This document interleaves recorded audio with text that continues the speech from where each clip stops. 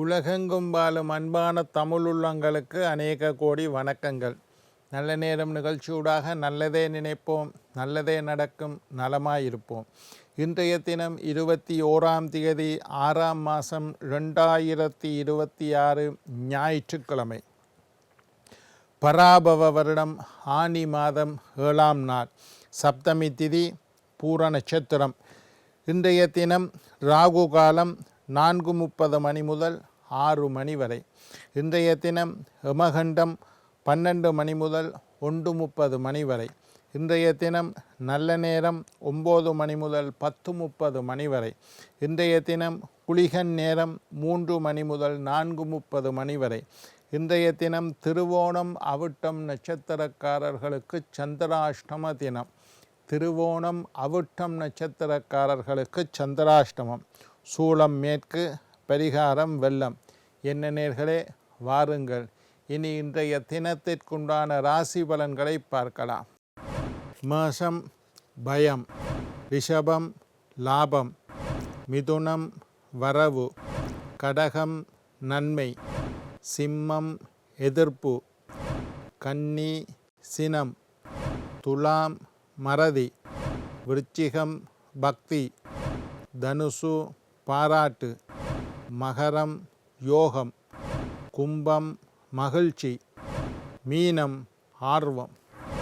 ஆன்மீக தகவல் பகுதியில் தொடர்ந்து உங்களை சந்தித்து வருவதில் மட்டற்ற மகிழ்ச்சி அடைகின்றேன். ஒவ்வொரு நாளும் ஒவ்வொரு புதிய அற்புதமான ஆன்மீக தகவல்களை உங்களோட பகிர்ந்து கொண்டு இருக்கிறேன். அந்த வகையில் இன்றைய தினமும் சில நல்ல விஷயங்களை உங்களோட பகிர்ந்து கொள்ளலாம் என்று காத்திருக்கிறேன். எங்களுடைய நிகழ்ச்சிக்கு நீங்கள் தரக்கூடிய ஆதரவு என்னை மகிழ்ச்சி அடைய செய்கின்றது. நிறைய பேர் பார்க்குறீங்க, நிறைய வியூஸ் வருது, அதெல்லாம் எனக்கு சந்தோஷமாக இருக்குது. எங்களுடைய நிகழ்ச்சி சம்பந்தமாக நான் பேசுகிற விஷயம் சம்பந்தமாக, ஐயா நீங்கள் இந்த விஷயத்தை பேசினீங்கள், இதில் ஒரு கேள்வி இருக்குது, அல்லது ஆன்மீகம், ஜோதிடம், வாஸ்து சம்பந்தமாக உங்களுக்கு ஏதாவது சந்தேகங்கள், கேள்விகள் இருந்தால் சக்தி டிவி நல்ல நேரம் நிகழ்ச்சி தயாரிப்பாளர் கீழ்கண்ட முகவரிக்கு கடிதம் மூலம் என்னை தொடர்பு கொண்டால் தொடர்ந்து வரக்கூடிய நிகழ்ச்சிகளில் தகுந்த கேள்விகளுக்குண்டான பதில்களை தொகுத்து தர காத்திருக்கின்றேன்.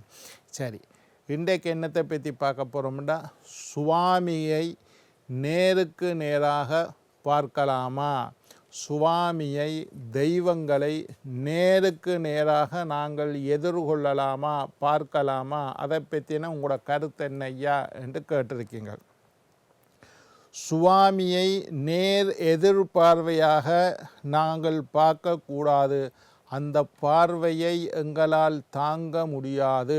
சிவபெருமான் அப்படி நெற்றி கண்ணை திறந்து பார்ப்பார். நாங்கள் நேருக்கு நேராக நின்று சிவனுடைய பார்வையை எதிர்கொள்ளக்கூடாது. சிவன் மட்டும் இல்லை, பைரவராக இருக்கலாம், விஷ்ணுவாக இருக்கலாம், எந்த தெய்வத்தையும் நேருக்கு நேராக நாங்கள் பார்க்கக்கூடாது. அதனால தான் ஆலயங்கள் எல்லாம் பார்த்தீங்களா, இந்த பக்கமும் இந்த பக்கமும் பக்கவாட்டாக நின்று வணங்க சொல்லி உங்களுக்கு சொல்வார்கள்.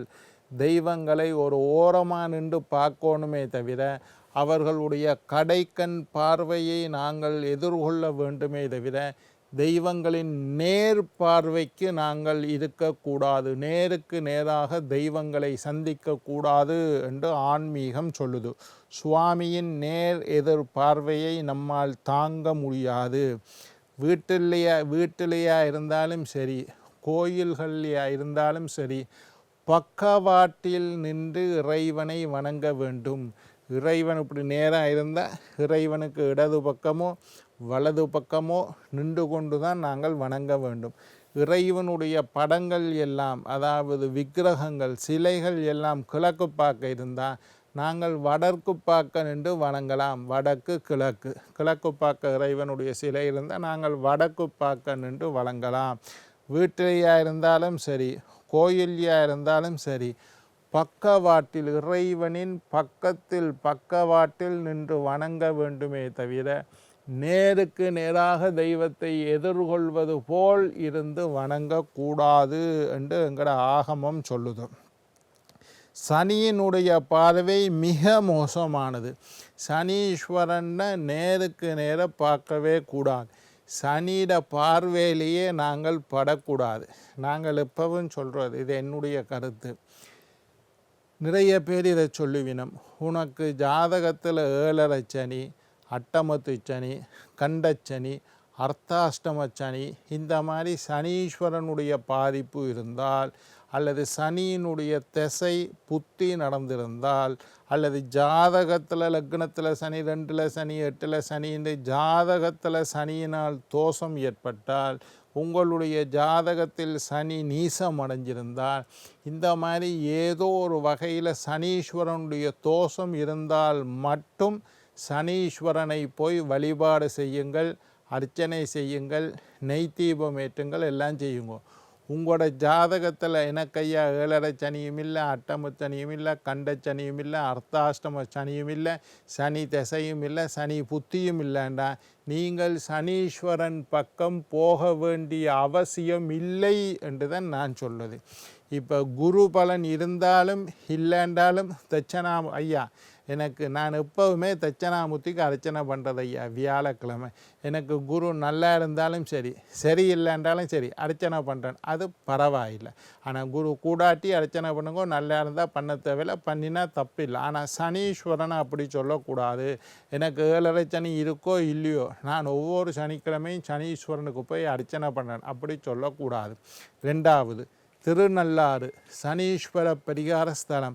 உங்களை ஜாதகப்படி எந்த விதத்திலையும் சனியினுடைய தோஷம் உங்களுக்கு இல்லை என்றால் நீங்கள் திருநள்ளாறு போக வேண்டிய அவசியம் இல்லை. அது டூர் போகிற மாதிரி, திருப்பதிக்கு போகிற மாதிரி. திருப்பதிக்கே சில நட்சத்திரக்காரர்கள் போகக்கூடாதுன்னு சாத்திரம் சொல்லுதோம். இப்போ திருநள்ளாரை பொறுத்தவரையில் சனீஸ்வரனால் நீங்கள் பாதிக்கப்பட்டிருந்தால் மட்டும் சனீஸ்வரனுடைய பார்வை படுங்கள், இல்லாட்டி சனியிட பார்வையில் நீங்கள் படாமல் இருப்பது தான் நல்லது. சரி, ஓகே. எனக்கு 7.5 சனி இருக்கையா, நான் சனீஸ்வரன் கோயிலில் போய் சனீஸ்வரனுக்கு நேருக்கு நேராக நின்று சனீஸ்வரனை வணங்காதீர்கள். ஒரு பக்கமாக நின்று சனீஸ்வரன் ஒரு பக்கம் பார்த்தா நீங்கள் அவருடைய பக்கமாக இருந்து சனீஸ்வரனை வணங்க வேண்டுமே தவிர சனீஸ்வரனுடைய நேரடி பார்வையில் நீங்கள் மாட்டிக்கொள்ளக்கூடாது. சனீஸ்வரனை நேருக்கு நேராக பார்க்கக்கூடாது. ஜோதிடத்திலையும் சனீஸ்வரனுடைய பார்வைக்கு பலன் இருக்குது. சனி தான் இருக்கிற இடத்துல இருந்து 3வது வீடு, 7வது வீடு, 10வது வீட்டை பார்ப்பார். எல்லா கிரகங்களும் தாங்கள் இருக்கிற இடத்துல இருந்து 7வது வீட்டை பார்ப்பினம். சனீஸ்வரனுக்கு விசேஷமான பார்வை 2, 3வது வீடு, 10வது, 7வது வீட்டையும் பார்ப்பார். 3, 10 எல்லா கிரகங்களையும் போல் சனீஸ்வரன் 7வது வீட்டை பார்ப்பது மட்டும் இல்லாமல் விசேஷ பார்வையாக 3வது வீட்டையும் 10வது வீட்டையும் பார்ப்பார். சனி பார்வைப்பட்ட சனி இருக்கிற இடத்தை விட சனியினுடைய பார்வைப்பட்ட இடத்துல பிரச்சனை. உங்களுடைய தனஸ்தானத்தை சனீஸ்வரன் பார்க்குறாரா, அது தன பொருளாதாரத்தில் பிரச்சனை. குடும்பஸ்தானத்தை சனீஸ்வரன் பார்க்குறாரா, குடும்பத்தில் பிரச்சனை. களத்திரஸ்தானத்தை சனீஸ்வரன் பார்க்குறாரா, திருமண வாழ்க்கையில் பிரச்சனை. லாபஸ்தானத்தில் சனீஸ்வரன் பார்க்குறாரா, அதிர்ஷ்டத்தில் பிரச்சனை. கர்மஸ்தானம் தொழில் ஸ்தானத்தை சனீஸ்வரன் பார்க்குறாரா, தொழிலில் பிரச்சனை. சனீஸ்வரன் எதை பார்க்கின்றாரோ அந்த விஷயத்தில் சிக்கல். ஜாதகத்தில் சனீஸ்வரனுடைய பார்வையை பற்றி சொல்லிருக்கு. சனிக்கு முன் ஐயா, நான் குருவுக்கு முன்னுக்கு தியானம் இருப்பேன். தட்சணாமூர்த்திக்கு முன்னுக்கு போய் குரு சரியில்லாதாக்கள் அவற்றை கண் படுற மாதிரி முன்னுக்கு இருந்து தியானம் இருங்கோ, அது நல்லது. சனீஸ்வரனுக்கு முன்னுக்கு போய் நான் தியானம் இருக்கின்றேன் என்று அமர்ந்து வழிபடக்கூடாது. சில கோயிலில் சொல்லுவினம், சனீஸ்வரனுக்கு அர்ச்சனை பண்ணின காலாஞ்சி கூட கொடுக்க மாட்டினோம், கொஞ்சம் பூவை கொடுப்பினோம், அதையும் கோயிலை சுற்றி போட்டுட்டு வர சொல்லுவினோம். சனீஸ்வரன் பிரசாதம் எதையும் வீட்டுக்கு எடுத்து வருவதில்லை. இதுவும் ஒரு வளமை இருக்குது. கொஞ்சம் பூவை கொடுப்பினோம், சனீஸ்வரனுக்கு அர்ச்சனை பண்ணினா ஒரு முறை சனீஸ்வரனை சுற்றி அதில் போடுங்கோ. இன்னும் சில பேர் சொல்லுவின சனீஸ்வரனை சுற்றி கும்பிடவே கூடாது என்று சொல்லக்கூடியவர்களும் இருக்குது. நான் எப்பவும் சொல்வது, சனியினால் உங்களுக்கு பிரச்சனை இல்லையா, சனீஸ்வரன்ட்ட நீங்கள் போகாதீங்க. உங்களுக்கு பிரச்சனை இருக்கா, நோய் இருந்தால் டாக்டர்கிட்ட போங்க, நல்லா இருந்தீங்கள்ட்ட ஏன் டாக்டர்கிட்ட போகிறீங்க, அந்த மாதிரியான விஷயம்தான் சனீஸ்வரன்ற விஷயம். சனிக்கு முன் அமர்ந்து கும்பிடக்கூடாது. குரு பார்வை நன்மை செய்யும். குரு எங்கேயாவது இருந்து எங்களை பார்த்தா அந்த விஷயம் நல்லது. குடும்பஸ்தானத்தை குரு பார்க்குறாரா, குடும்பத்தில் நல்லது நடக்கும். லக்னத்தை குரு பார்க்குறாரா, ரொம்ப விசேஷமாக இருக்கும். குருவுக்கு 5வது பார்வை, 9வது பார்வை, 7வது பார்வையெல்லாம் இருக்குது. குரு தொழில் ஸ்தானத்தை பார்க்குறாரா, நல்ல பதவி உயர்வு, சம்பள உயர்வு, அதிகாரம் எல்லாம் கிடைக்கும். குரு தனஸ்தானத்தை பார்க்குறாரா, காசு வந்து கொண்டே இருக்கும். குடும்பஸ்தானத்தை பார்க்குறாரா, குடும்பத்தில் நிறைய நன்மை. 7வது வீட்டுக்கு குரு பார்வை இருந்தால் உடனடியாக திருமணம் நடக்கும். வீட்டில் மங்களகரமான காரியங்கள், நல்ல காரியங்கள் எல்லாம் நடக்கும். குரு பார்வைக்கு நன்மை, சனி பார்வைக்கு தீமை. இது ஜோதிடத்தில் சொல்லியிருக்குது. சாமி வடக்கு பக்கம், சாமி கிழக்கு பக்கம் பார்த்தா நாங்கள் வடக்கு பக்கம் பார்த்து கும்பிடணும். சாமி வடக்கு பக்கம் பார்த்தால் நாங்கள் கிழக்கு பக்கம் பார்த்து கும்பிட வேணும்.